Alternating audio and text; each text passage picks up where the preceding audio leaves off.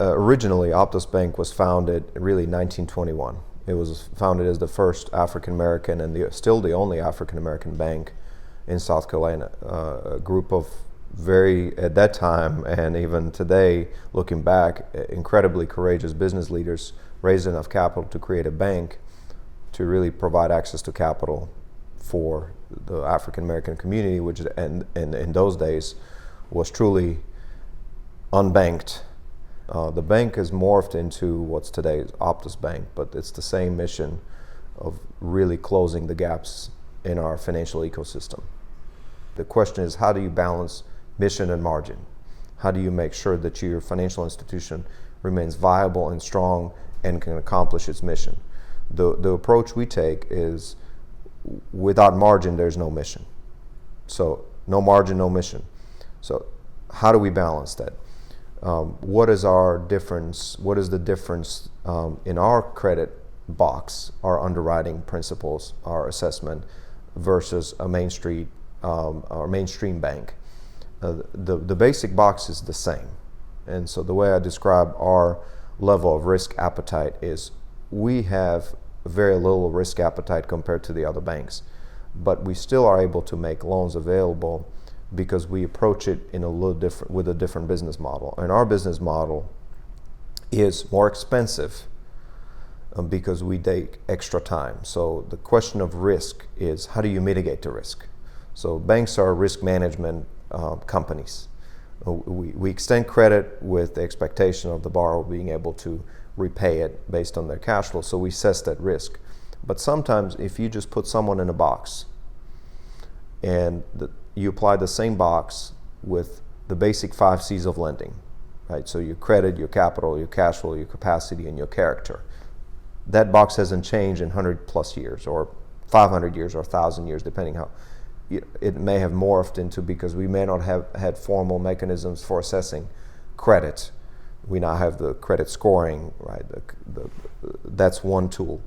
But we have those 5 C's just like every other bank. What separates us, we have a 6th C, and then I call that the 6th C, which is compassion. And what that means is when a person comes in, and those 5 C's may not be perfectly aligned with your credit policy.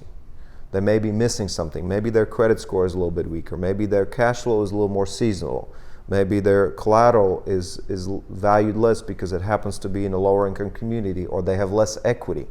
Maybe they have less capital to bring to the table. So we look at all those 5, and on the face value, they may not look like we can offer that credit. But if you look at that, if you apply that 6th C, right, compassion, that means our lenders, the folks that you see in our bank, maybe they take an extra hour or 2, or extra 10, or sometimes extra 100 hours to see if there's something we're missing. That's what separates us. We take that extra time and effort, which you could say for a traditional financial institution, it's not prudent because you're spending time on a small loan that's not going to make you nearly the amount of money as a big loan from a more qualified, more traditionally qualified borrower. But if our mission is to close the wealth gap, if our mission is to find those imperfections in the marketplace and complement what the other financial institutions are doing, we can do that without taking on more risk. What we are taking on is a little more cost. We have, over the last 3 years since I've been here, the bank has more than tripled in size. So we've gone from 47 million in assets to today we're about 164 million in assets on our balance sheet, plus we have some off-balance sheet liquidity that puts us well over 200 million. Also our profitability, if you look at our interest income, the interest we make off of loans has more than doubled as well. We've still been able to grow the bank, raise over 100 million in liquidity or funding and deposits and new relationships, and still double our interest income, which is a key measure for most banks. One of the big reasons we've been successful in growing the bank and reaching such sustained profitability and growth is because we have a lot of people who simply decided, we're going to invest our money and we're going to do business with you, not because you pay me the best rate on my CD or give me the lowest rate on my loan. We want a good rate. We want a market-oriented rate. We want you to be competitive, but we know what you're doing. is making my community better, and I'm willing to support that.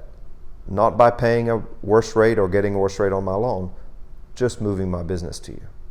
And with that, we've attracted several hundred new depositors and customers. Like I mentioned, we've raised over $100 million in liquidity and funding in the last 3 years. For a bank that was $47 million, that's not nominal.